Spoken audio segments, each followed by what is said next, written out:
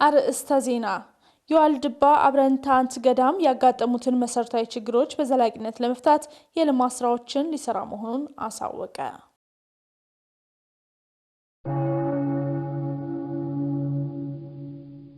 ምዕመናን ስለ ማርበርግ ቫይረስ በቂ የሆነ ግንዛቤ በመውሰድ ጥንቃቄ ሊያደርጉ እንደሚገባ ተጠቆመ።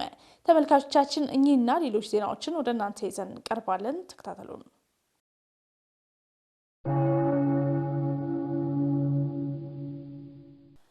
ሰላም የእግዚአብሔር ቤተሰቦች ከማህበረ ቅዱሳን ቴሌቪዥን የዕለቱን አብይ ዜና ይዘንላችሁ ቀርበናል። ዜናዎቹን በመምራት በኩል ኤልሳቤት ቤተ አብራችሁ ቆይታ ማድረግ ይሆናል። ከዜናዎቹ ጋር አብራችሁን ትሆኑ ዘንድ በአክብሮት ጋበዝን። የዋልድባ አብረንታንት ገዳም ያጋጠሙትን መሰረታዊ ችግሮች በዘላቂነት ለመፍታት የልማት ስራዎችን ሊሰራ መሆኑን አሳወቀ። ገዳሙ ወደፊት ባቀዳቸው የልማት ስራዎች ላይ ያተኮረ መግለጫ ሰጥቷል። ዲያቆን ኤርሚያስ ደባሱ መግለጫውን ተከታትሏል። ማንም ያልገደማት ራሱ የገደማት በመሆኑ የዋልድባ ይሄ የመሰለ ትልቅ ታሪክ አለው፣ ትልቅ ጸጋም አለው። አሁንም ያፈልግ አልቀረም። አባቶቻችን ስውራን አባቶቻችን እንዳሉ ሆነው ዛሬ ብዙ ዝጉሃን አባቶች ያሉበት ብዙ ደካሞች ለምሳሌ በቁጥር 1300 መነኮሳት አሉበት። ነገር ግን አሁን ወደዚህ ልንመጣበት የቻልንበት መንገድ አለ። ደም አባታችን ነግረውታል። ይህ 1300 መነኮሳት ማን ነው መግቦት የኖረው? እግዚአብሔር ነው። ምንም እስካሁን ድረስ ዙሮ ወይም አስተዋውቆ ከህዝብ ጋር የተጠቀመበት የለም። ያችን ያገኟትን አቦጀሌ ብቻ ለብሰው ነው የሚኖሩት። ነገር ግን እግዚአብሔር ፈቃዱ ነው ህዝቡንም ሊጠቅመው ፈልጎ አነሳስቶ ለዚህ ስራ እኛ ወደዚህ እንድንመጣ አድርጎናል። ህዝቡም ክብር ያገኝበት ገዳሙንም ህዝቡ ይወቀው ይስደቅበት ብለን የመጣ ነው እንጂ መከራው ለመነኮሳት እንደሚስማማ አዋቁት። ይሄ ክብር ግን በጊዜው ጊዜ ይገለጥ ብሎ እግዚአብሔር አነሳስቶ ልማት እንዲሆን፣ ይህ ልማት ደግሞ ለገዳሙ ብቻ ሳይሆን ሌሎቹን ሁሉ ገዳማት የደከሙ አባቶቻችንን በመንገድ የወደቁትን ሁሉ እንዲረዳ ተብሎ ታስቦ ነው የሁሉ ተደረገውና ሁላችሁ ህዝበ ክርስቲያን እንግዲህ የምትሰጡት አንደኛ ክብራችሁ ለራሳችሁ መሆኑን እንድታውቁት። ለዚህ ገዳም ጥሪ ሐዋርያው ከበጎ ነገር ጋር ተባበሩ በማለት እንዳዘዘን ልንተባበር ይገባል። የገቢ የማሰባሰብ ሐሳብ እቅዶች አሉ። ገና አሁን ዛሬ ላይ እንግዲህ የኮሚቴውን ምስረታና ስለ ገዳሙ እውቅና ነው እየሰጠን ያለነው። በጣም ሰፊ ተደጋጋሚ የሆኑ ደግሞ የገቢ ማሰባሰቢያ እቅዶች አሉንና በሁሉም እንግዲህ በማቴሪያል ሊሆን ይችላል። ሁላችንም ይህንን ዓላማ እንድንደግፍ ጥሪያችንን እናስተላልፋለን። ሌላው እንግዲህ ለመጀመሪያ ጊዜ እንደ ትውውቅ እንደ አባል ይህንን ዓላማ ልደግፍና ልሳተፍ እገባለሁ ብሎ ይሄንን ጥሪ የሚሰማ ሁሉ ደግሞ ሞንጎሊያ ሆቴል ላይ ታህሳስ 5 ላይ 10 ሰዓት ተኩል የራት ፕሮግራም እና የአባቶች ቡራኬ አዘጋጅተናል። ምዕመናን ስለ ማርበርግ ቫይረስ በቂ የሆነ ግንዛቤ በመውሰድ ጥንቃቄ ሊያደርጉ እንደሚገባ ተጠቆመ። የጤና ባለሙያዎችና የሚመለከታቸው ባለድርሻ አካላትም ስለ ቫይረሱ መረጃ በመስጠት ኃላፊነታቸውን ሊወጡ ይገባል ተብሏል። ባልደረባችን ተመስገን ፈቃዱ ከጤና ባለሙያ ጋር ቆይታ አድርገዋል። ተከታትለን እንመለስ። ተመልካቾቻችን አሁን የምንገኘው በመዲናችን አዲስ አበባ በትሁት መካከለኛ ክሊኒክ ነው። እዚህ ልንገኝበት የቻልን ዋነኛ ምክንያታችን ደግሞ ማርበርግ ቫይረስ ምንድነው፣ ስለ ማርበርግ ቫይረስስ አውቀን እንዴት ልንጠነቀቅ ይገባል የሚለውን ከጤና ባለሙያዎች ጋር በቂ ግንዛቤ ለማግኘት ነው። ወደሳቸው ዛሬ የተገናኘንበት በሀገራችን በአንዳንድ አካባቢዎች የማርበርግ ቫይረስ ተከስቷልና ምዕመናን ስለዚህ ቫይረስ ምን ሊያውቁ ሊገነዘቡ ይገባል ይላሉ? ማርበርግ ቫይረስ በጣም አደገኛና ገዳይ በሽታ ስለሆነ መጀመሪያ ከባድ የራስ ምታት፣ ድንገተኛ ህመም፣ የጡንቻ የመገጣጠሚያ ህመም ያስከትላል። ሲቀጥል ደግሞ ሲከብድ ደግሞ የድድ መድማትና የጥርስ አካባቢ ላይ የአፍንጫ ደም ይፈሳል። እንዲሁም በመራቢያ አካሎች አካባቢ ደም ይፈሳል። ሲከብድም ደግሞ አሁን ተቀማጥና ትውከት አለው። ያሳውካል፣ ያስቀምጣል። ከዛም አልፎ ደግሞ ራስን መሳት ወይም ሾክ የምንለው ውስጥ ይደርሳል ማለት ነው። መተላለፊያ መንገዶቹ ከኮሮና ቫይረስ የሚለይበት አለ። ኮሮና ቫይረስ በአየር ድሮፕሌት ነው፣ በአየር በትንፋሽ ነው። ይሄኛው ግን ከዛ ይለያል። ዳይሬክት በብለድ ኮንታክት ነው፣ ከአፍንጫ በሚወጡ ፈሳሾች ነው፣ በንፍጥ ነገር፣ በምራቅ ኢቭን በእናት ጡት ይተላለፋል። በእነዚህ መንገዶች ስለሚተላለፍ ህብረተሰቡ ይህንን ንክኪ ወይም ደግሞ ቫይረሱ ከተያዘ ሰው ጋራ የቅርብ ግንኙነት ሃንድ ሾኪንግ፣ በእጅ መጨባበጥ እነዚህ ማስወገድ አለበት። ከሞተ ሰው ጋራ ሲያስታምም የቆየ ሰው ከቫይረሱ ጋራ ንክኪ ስለሚኖረው ህብረተሰቡም ይህን አውቆ ከቫይረሱ መጠንቀቅና መጠበቅ ይኖርበታል ብዬ አስባለሁ። እንዴት መከላከል አለብን፣ እንዴትስ ልንጠነቀቅ ይገባል የሚለውን መፍትሄ ቢያስቀምጡልን። መከላከያ መንገዱ የሚገርም ነገር በጣም ቀላል፣ ከኮሮና ቫይረስ በትንሹ ያነሰ ነው። ምክንያቱም ኮሮና ቫይረስ ቅድም እንዳልኩ ዳይሬክት ኮንታክት ነው፣ ኤር ድሮፕሌት ነው። ይሄኛው ዳይሬክት ኮንታክት ነው። ደም በደም ንክኪ፣ በንፍጥ በለሃጭ ከመራቢያ ክፍሎች ከሚወጡ አካል በሚወጣ ፍሳሽ ስለሆነ የሚይዘው ከነዚህ ነገሮች መራቅ ነው። ይህንንም ደግሞ ለመከላከል ጓንት ማድረግ፣ የአፍንጫ ጭንብል ማድረግ፣ እንዲሁም ደግሞ በሳሙና እጅ መታጠብ። ቫይረሱ በቀላሉ በ30 ሰከንድ ውስጥ በ30 ደቂቃ ውስጥ የማይቆይ ነው። በቴምፕሬቸር ሩም ውስጥ ተቆየ እስከ 3-4 ቀን ድረስ ይቆያል። ነገር ግን ቴምፕሬቸር ወይም በቀዝቃዛ ደግሞ ከሆነ እስከ ሳምንት ድረስ የመቆየት እድል አለው እና ቫይረሱ በቀላሉ የሚጠፋና በቀላሉ ልንከላከለው ይገባል። ነገር ግን ኃይለኝነቱ ደግሞ አደገኝነቱ በጣም ከኮሮና በላይ ነው። ይህ ቫይረስ ከኢቦላ ቫይረስ ዝርያ ጋር አንድ አይነት ዝርያ ናቸው። ስለዚህ በቀላሉ ማኔጅ ማድረግ እንችላለን። የሚተላለፍበትም ደግሞ በቀላሉ ተተዘናገን በቀላሉ ሊይዘን ይችላል። ገዳይነቱም አደገኛ ነው። ይህ ቫይረስ በሀገራችን ከዚህ በበለጠ እንዳይስፋፋ ከማን ምን ይጠበቃል ይላሉ? ከጤና ባለሙያ ቀጥሎ ደግሞ ከሚዲያ ባለሙያዎች፣ ከሃይማኖት አባቶች ከባድ አስተዋጽኦ ይጠበቃል። ምክንያቱም ከሌሎቹ ቫይረስ ለየት የሚያደርገው ፋታሊቲ ሬቱ ከ24 እስከ 90 ይደርሳል፣ የገዳይነቱ ማለት ነው። ስለዚህ በቫይረሱ ላለመያዝ ከሞቱ ሰዎች አካባቢ ወይም ሲያስታምሙ ከነበሩ አስታማሚዎች መራቅና እነሱን ደግሞ አስታማሚዎች ደግሞ ጓንት እንዲያደርጉ፣ የአፍንጫ ጭንብል እንዲያደርጉ፣ ኤፕረን ወይም ደግሞ የመሸፈኛ አካል እንዲጠቀሙ ማስተማር ይጠበቅብናል ማለት ነው። የሉዓላዊነት እሳቤ እያስከተለ ያለውን ተጽዕኖ ተቋቁሞ ሃይማኖትና ስርዓትን ለትውልድ ማስተላለፍ እንደሚገባ ተነገረ። ለተጽዕኖቹ መነሻ ነገሮች ሁሉ ሳይመረምሩ መቀበል ነው ተብሏል። ሀብቴ ብርሃኑ። የግሎባላይዜሽን ወይም የሉዓላዊነት ጽንሰ ሀሳብ ዓለም አቀፋዊ የሆነ የባህል፣ የፖለቲካ፣ የሃይማኖትና የኢኮኖሚ ውህደትና በክስተቶች መካከል ግንኙነቶችን መመስረትና ወደ አንድ ማዕቀፍ ማምጣት እንደሆነ ይነገራል። ነገር ግን ነገሮች ሁሉ ወደ አንድ እሳቤና ቋት ይጠቀልላል የሚባልለት የሉዓላዊ እሳቤ ከቤተ ክርስቲያን አስተምሮ አንጻር እንዴት ይታያል ስንል መምህር ፍስሐ ተስፋዬን ጠይቀናል። ክርስቲያን መንፈሳዊነቱ ካደገ ስጋዊ ነገሮች ወይም ደግሞ ስልጣኔ፣ ዘመናዊነት ዘመናዊ ነው ወይ ተብሎ ሊጠየቅ አይገባውም። ከቤተ ክርስቲያን አንጻር ስንረዳ የስልጣኔ መነሻ መድረሻችንም ክርስትናችን ነው። እግዚአብሔርን መፍራት ነው ማስቀደም ያለብን። እነዚህ ግን የስጋ ጠባዮች ስለሆኑ ከዛ በታች መሆናቸውን መረዳት አለብን ማለት ነው። በአሁኑ ሰዓት የሉዓላዊነት እሳቤ እያደረሳቸው ያለው ተጽዕኖች በርካታ መሆናቸውን መምህሩ አንስተዋል። ስልጣኔ ተብሎ የሚታሰቡ ነገሮች ወይም ደግሞ ወደ አንድ አይነት መንገድ ብለን ከምናስባቸው የጥፋት መንገዶች ውስጥ የተወሰኑት ማየት እንችላለን። ወንድ ከወንድ ለምሳሌ ስልጣኔ ነው፣ ሴት ከሴት ስልጣኔ ነው ተብሎ መጥቷል ማለት ነው። ይሄ አንዱ የግሎባላይዜሽን ተጽዕኖና ውጤት ነው። አሁን ይሄም ስልጣኔ ሊባል ነው። በእኛ ክርስቲያኖች አሁን ነጠላቸውን ለብሰው በተለይ ተማሪዎች በትምህርት ቤት በዩኒቨርሲቲ በሚሄዱበት ጊዜ እንደ ኋላ ቀርነት መቆጠር፣ ራቁታቸውን የሚሄዱ ሴቶችና ወንዶች ደግሞ እንደ ስልጣኔ የሚቆጠርበት ዘመን ላይ ነው ያለነው።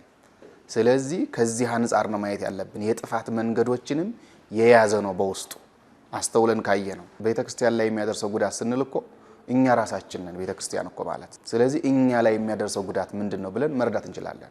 ኦርቶዶክሳውያን ክርስቲያኖች ያለፉበትን ዘመን ወደ ኋላ በመመርመርና መጻኢውን ዘመን በመዋጀት ሃይማኖትንና ስርዓትን ለትውልድ ማስተላለፍ ይገባል ብለዋል። ትውፊታችን የቤተክርስቲያናችን መሰረት ነው።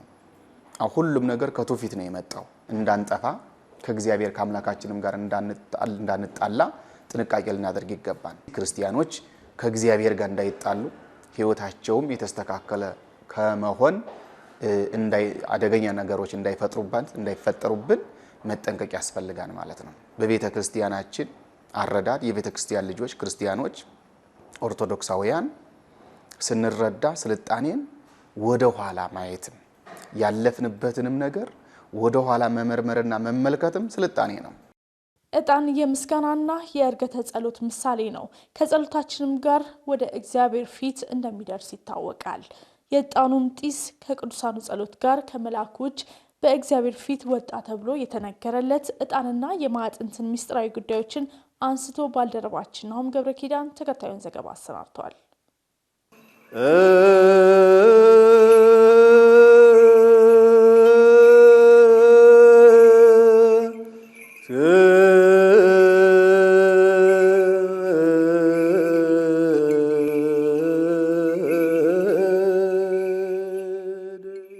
ሰብአ ሰገል ለኢየሱስ ክርስቶስ ገጸ በረከት አድርገው ያቀረቡት ለአማናዊ ክህነቱ ምሳሌ የሆነው ዕጣን ነፍስን የሚያስደስቱ ብዙ መንፈሳዊ ትርጉሞች አሉት። በቅድስት ቤተክርስቲያናችን በካህናት በኩል አገልግሎት ላይ የሚውልበትን ምክንያት ሊቀ ጉባኤ ቀሲስ ፍሬ ስብሐት ፍቃድ ያብራራሉ።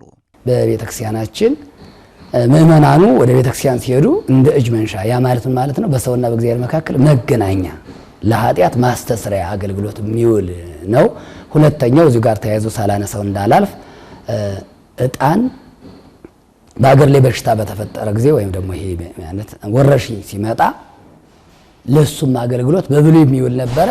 በእኛም ሀገር በቅርብ ጊዜ የማንረሳው ኮሮና የመጣ ጊዜ በብዙ አካባቢ ባይባልም በዚህ በከተማው በሚገባ ታጥኖ ነበረ።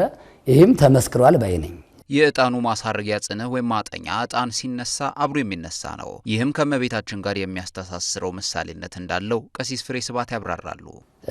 ዕጣኑን እንደ ትስብእት ያደርጉታል፣ ፍሙን መለኮት ያደርጉታል።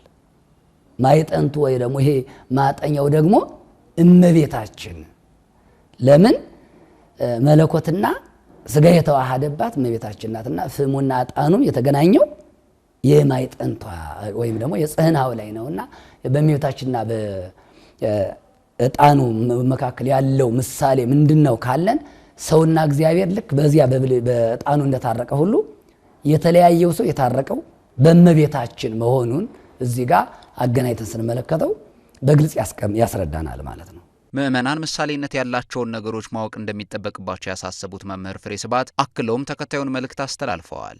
በጎላና በተረዳ ነገር ብናውቅ ለአኗኗራችን ለመንፈሳዊ ተግባራችን ክንውናችን እጅግ በጣም ወሳኝና አስፈላጊ ነው። ስለዚህ ማወቅ ያስፈልጋል ነው። ሊቃውንቱን መጠየቅ፣ መጻሕፍትን ማንበብ ለምሳሌያዊ ወይም ደግሞ አንጻራዊ ለሆኑ ነገሮች ለማወቅ ወሳኝ ናቸው። ተመልካቾቻችን ዜናዎቻችን እንደቀጠሉ ይገኛሉ። የነገዋን የቤተክርስቲያን ችግር ከመፍታት አንጻር የአባ ጊዮርጊስ ዘጋስጫ ነጻ የትምህርት ዕድል ጉልህ ሚና እንዳለው ይታመናል። የትምህርት ዕድሉ ተጠቃሚዎች የነገ ኃላፊነታቸውን እንዲወጡ በማህበረ ቅዱሳን የባህር ዳር ማዕከል ዛሬ ላይ ትኩረት ሰጥቶ እያስተማረ እንደሚገኝ ገልጿል። ማዕከሉ የላከልን ዘገባ ባልደረባችን ዲያቆን ኤርሚያስ ደባሱ ይዞልን ይቀርባል። ማህበረ ቅዱሳን የአባ ጊዮርጊስ ዘጋስጫ ነጻ የትምህርት ዕድልን መስጠት ከጀመረ ጊዜ አንስቶ እስከ አሁን በርካታ የቤተ ክርስቲያን አገልጋዮችን ማፍራት ችለዋል። ማህበሩ ባመቻቸው የትምህርት ዕድል ውስጥ የሚገኙ ደቀ መዛሙርት ቤተ ክርስቲያን ዛሬ ላይ ያለባት ነገ ላይ የሚመጣባትን ፈተና ተገንዝበው የመፍትሄ አካል እንዲሆኑም እየሰራ ይገኛል። በየጊዜው አብነት ትምህርት ቤቶችን ተማሪዎችን መምህራንን አሁን እየሰጠን ያለነው የነጻ ትምህርት ተጠቃሚዎች ስልጠናን ብንሰጥ ዋና ኤንድ ግቡ መሪ የቤተክርስቲያን አገልጋዮችን ማውጣት ማፍራት ነው። ስለዚህ እነዚህ ልጆች በተደጋጋሚ ባሰለጠናቸው ቁጥር በተደጋጋሚ ተልኮ በሰጠናቸው ቁጥር የተሻለ አገልጋይ ነው የሚሆኑት። የተሻለ ወቅቱን የዋጅ የቤተክርስቲያን ነባራዊ ሁኔታ የተረዱ ምን ማገልገል እንዳለባቸው በእውቀት፣ በአመለካከት፣ በክህሎት፣ በመንፈሳዊ ሕይወት ጭምር አርያ ሊሆኑ የሚችሉ አገልጋዮች እንዲሆኑ ነው እኛ የምንጠብቀው። በዛ ልክ ሆነው ይወጣሉ ብለን እናስባለን። እንደዛ ሆነው ወጡ ማለት ደግሞ ቤተክርስቲያን ነገ ይጠቅማሉ። የዕድሉ ተጠቃሚ ተማሪዎች በበኩላቸው የተሰጣቸውን ኃላፊነት ለመወጣት በትጋት እየተማሩ እንደሚገኙም ለጣቢያችን ገልጸዋል። አሁን እኔ እንደ አባ ጊዮርጊስ ዘጋስጫ ተማሪነቴ ከኛ የሚጠበቀው ነገሮች አሉ፣ ማድረግ የሚገባን ነገሮች አሉ። ምክንያቱም እዚህ የመጣሁት የቤተክርስቲያን አገልግሎት በአንዷ ቀዳዳ ላይ ገብቼ አግኝተን እሸፍናለሁ ብዬ ስለማስብ ነው እና ያንን ግቤን ደግሞ ለማሳካት እሰራለሁ። ይሄ ከኔ የሚጠበቅ ጉዳይ ነው። ከዚህም ባሻገር በሌሎች ጉባኤ ቤቶች የሚማሩ ደቀ መዛሙርትም ለነገዋ የቤተ ክርስቲያን ሕልውና ዛሬ ላይ በንቃት መስራት እንደሚጠበቅባቸውም ተመላክቷል። አብዛኛው ሰው የሚያየው ውጩን ነው።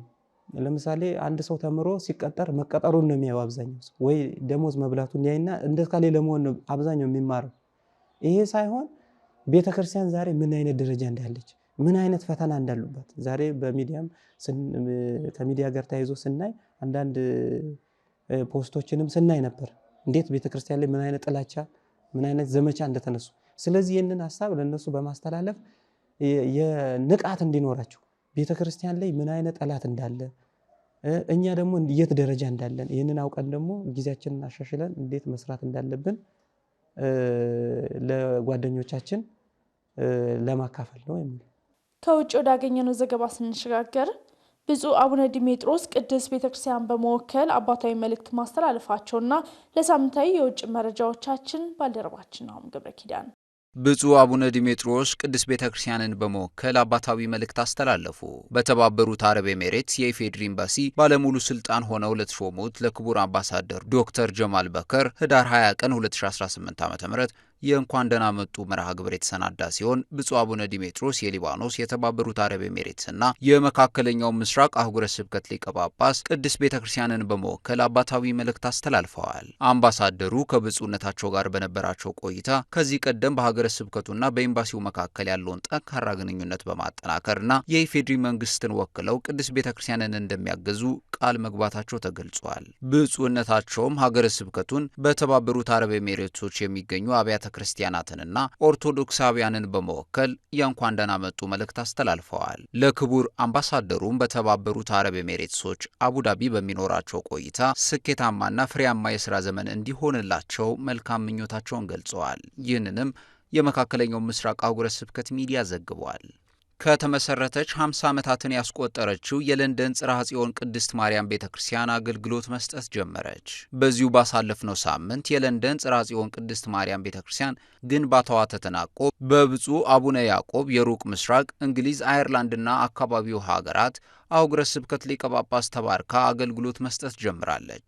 የለንደን ጽርሐ ጽዮን ቅድስት ማርያም ቤተክርስቲያን አገልጋዮችና ምዕመናን ለዓመታት ቋሚ ህንፃ ቤተክርስቲያን እንዲኖራቸው ከፍተኛ ጥረት ማድረጋቸው የሚታወስ ነው። ለግንባታ ወጪው የሚሆን የገንዘብ እርዳታ በዶንኪ ቲዩብ ሚዲያ አስተባባሪነት ከመላው ዓለም የተሰበሰበ ሲሆን በዕለቱም የሀገረ ስብከቱ ስራ አስኪያጅ መላከ ገነት ቀሲስ ከፍ ያለው አስቻለው፣ አገልጋዮችና ጥሪ የተደረገላቸው እንግዶች ተገኝተዋል። እግዚአብሔር አምላክ የሚመሰገንበት ቦታ በማግኘታቸውም የደብሩ ምዕመናን መደሰታቸውን ገልጸዋል። ይህንንም ከኢኦቲሲ ቲቪ ተመልክተናል። የህንድ ማላንካራ ኦርቶዶክስ ቤተክርስቲያን ሜትሮፖሊታን ማር ባስሊዮስ ጆሴፍ ከሳውዲው ባለሀብት ጋር ተወያዩ። ኮማንደሩ ዮሱፍ ፋሊ የሉሉ ቡድን ሊቀመንበር ለብፁዕ ማር ባስሊዮስ ጆሴፍ በህንድ የማላንካራ ሜትሮፖሊታን በዱባይ መኖሪያቸው ሞቅ ያለ አቀባበል አድርገውላቸዋል። በነበራቸው ቆይታ መንፈሳዊ ትስስራቸውንና የሃይማኖቶችን መተሳሰብ ጥልቀት በሚያንጸባርቅ መልኩ በጋራ ወዳጃዊ ውይይት ማድረጋቸው ተነግሯል። በመርሃ ግብሩ ላይ የተባበሩት አረብ ኤሜሬቶስ ፕሬዝዳንት የሃይማኖት ጉዳዮች አማካሪ ሼክ አሊ አልሃሚሽ ተገኝተዋል። ይህንንም ከዩኒቨርሳል ሶሪያክ ኦርቶዶክስ ቸርች ማህበራዊ ገጽ ላይ ተመልክተናል። ተመልካቾቻችን በዛሬው ዕለት ታስበው ከሚውሉት ቅዱሳን መካከል አቡነ ሊቃኖስን የተመለከተ አጭር ታሪክ ወደ እናንተ ይቀርባል። ተከታትለን እንመለስ። አቡነ ሊቃኖስ ከ9 ቅዱሳን አንዱ ሲሆኑ እንደ 8 ጓደኞቻቸው ከነገስታት ቤተሰብ የተገኙና ምንኩስናን መርጠው ወደ ኢትዮጵያ የመጡ ናቸው። አቡነ ሊቃኖስ የመጀመሪያ ስማቸው ሳይሆን በእውቀታቸው የተደመመ የአክሱም ሕዝብ ያወጣላቸው ስም ነው። ሊቃኖስን ሊቁ አባት ማለት ነው። ከ9 ቅዱሳን ውስጥ አቡነ ሊቃኖስ ለየት የሚሉበት ነገር ቢኖር 10ቱም ዓይኖቻቸውና እግሮቻቸው፣ ጣቶቻቸው እንደ ፋና ያበሩ ነበር። ሁልጊዜ ለአገልግሎት ሲወጡ በትረ ሙሴያቸውን ሲሰብኩም ሲጸልዩም ተደግፈውባት ነበር። ታዲያ ከዘመን ብዛት የሚደገፉባት የእጃቸው መዳፍ መነደሏንም አበው ይናገራሉ። የአቡነ ሊቃኖስ ገዳማቸው በደብረ ቆናጽል አክሱም ከጓደኛቸው ከአባ ጰንጠሌዎን ገዳም አቅራቢያ ይገኛል። ጻድቁ ብዙ ድንቅ ታምራትን ያደረጉ መላእክትም ዘወትር ባለመለየት ይጎበኟቸው የነበሩ ናቸው። ጌታችን አምላካችን ኢየሱስ ክርስቶስም ዘወትር እየተገለጠላቸው ይባርካቸውና ቃል ኪዳን ይሰጣቸው የነበሩ ጻድቁ አባ ሊቃኖስ በገዳማቸውም ልክ በደብረ ታቦር እንደተገለጠ በግርማ ይታያቸው ነበረም። በጸሎታቸውም አጋንንትን አውጥተዋል፣ ድውያንን ፈውሰዋል፣ ዕውራንንም አብርተዋል፣ ሙታንንም አንስተዋል። ህዳር 28 ቀንም የተሰወሩበት ዕለት መታሰቢያ ነው። አምላከ ቅዱሳን ከቅዱሳኑ በረከት ምልጃና ጸሎት ያሳትፈን። ተመልካቾቻችን ለዕለቱ ያዝነው አብይ ዜና የተከታተላችሁትን ይመስል ነበር። ከዜናዎቹ ጋር አብሬያችሁ ቆይታ ያደረኩትኝ ኤልሳቤት ቤተ ነበርኩኝ። ለነበረን የአብሮነት ቆይታ ከልብ በማመስገን ቀሪ መርሃ ግብሮች ወደ እናንተ መድረሳቸውን ይቀጥላሉ። ይቆየን።